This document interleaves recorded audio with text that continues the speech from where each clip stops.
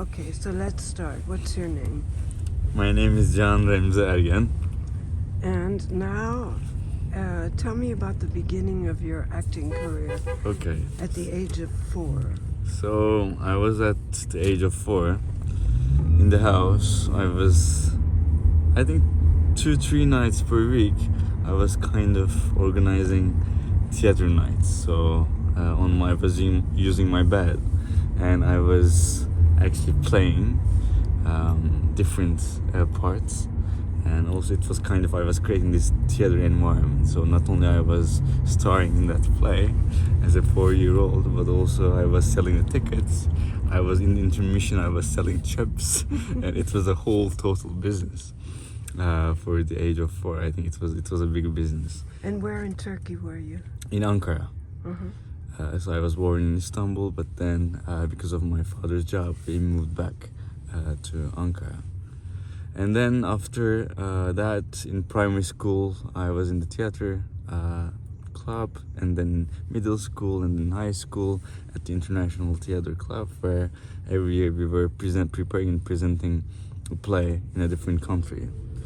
After that, I came to France to study communication and visual arts. Then after it, I went back to Istanbul. Actually, I did Erasmus from here to my home country, so that I could work with the most renowned Turkish acting coaches, which I worked in. One of them is Meltem Cumbul, İpek Bilgin, and Bahar Kerimoğlu, who is a graduate of Actor Studio as well. So thanks to her, I went to New York for 1 year and a half to work with Elizabeth Kemp, who was at the time the Actor Studio's creative director under the aegis of Al Pacino, who passed away 2 years ago. She did. Al Pacino She still did, around. yes. Yeah. Elizabeth Kemp did. So every week I was doing one-to-one courses with Elizabeth, and also doing group classes. She was doing the Dream Workshop, and you might have seen Bradley Cooper was one of the students and all that. She was very influential.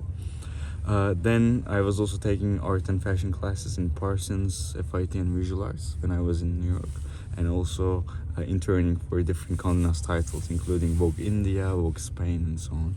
And when I finished that, I went to London for a year to take Meisner and Shakespeare classes from London Royal Academy of Dramatic Arts, while also I was doing the Condé Nast College of Fashion and Design at the same time.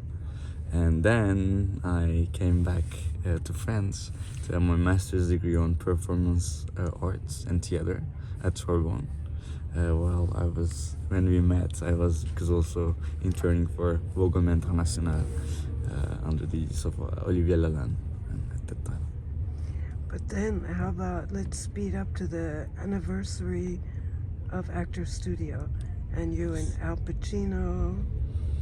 So it was this year actually is the 75th year anniversary of Actor Studio. So I was in New York to write a feature article on Vogue magazine Turkey, and I interviewed Al Pacino, Alec Baldwin, and Ellen Burstyn to talk about the heritage of Actor Studio.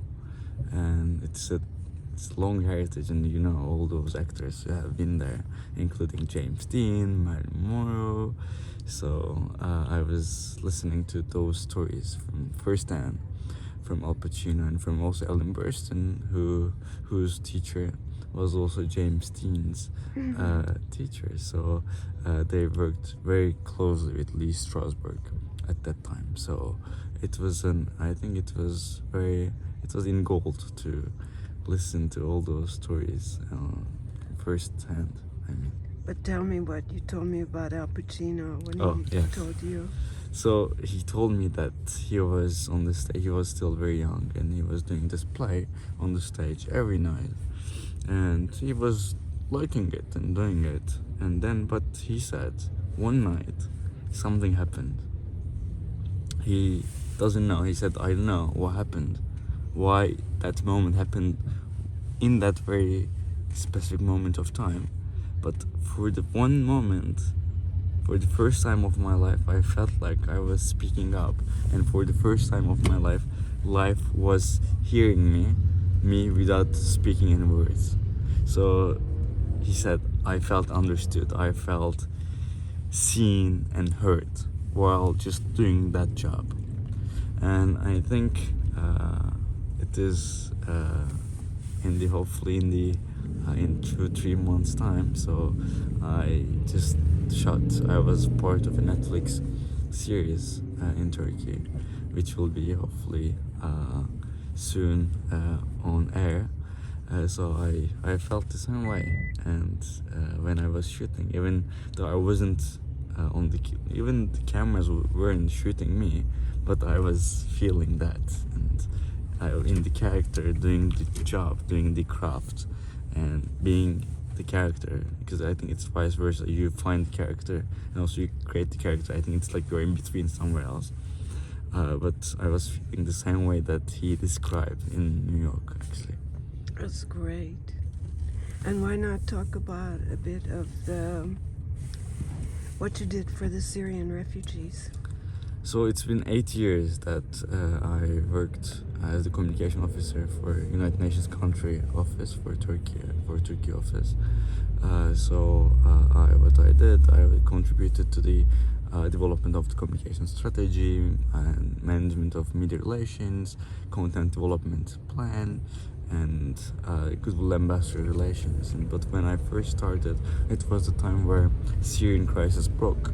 So I was given a 2 days contract called performance artist. So I was there in Syrian camps to come up with an installation with Syrian refugees crossing the border. So for millions of refugees were in those camps, and I came up with this idea of an installation called Dear World. So we've got 50 to 50 meters blank sheets and put them on the refugee camp, and we asked, and together with children, not we asked, but we wrote, and they wrote their dreams to the world, and it was called Dear World. So it was their letters to the world, and we then installed all of them in the camp. And it was a very, I think,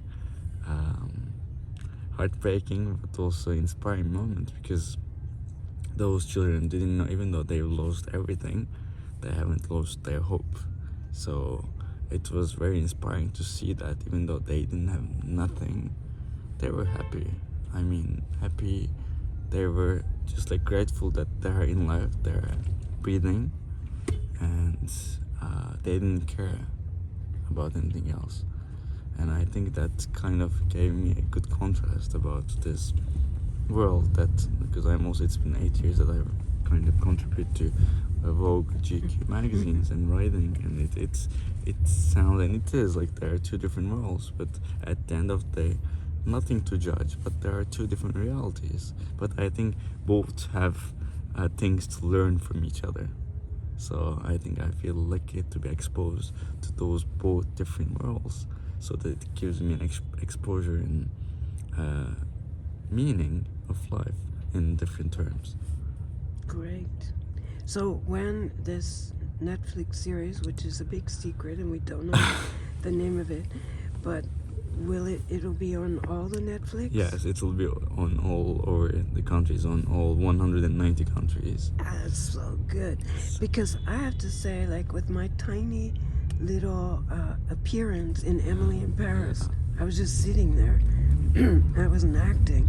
I can't tell you how many people from like 25 years ago or something, everybody sees Netflix. Yeah, they do, and That's gives brilliant. you good exposure. So let's see. I hope I acted well. I'm sure you did. So we'll see how it will look like. Great. I look Thank you, forward thank to you for your support all the time. future. Thank you. Because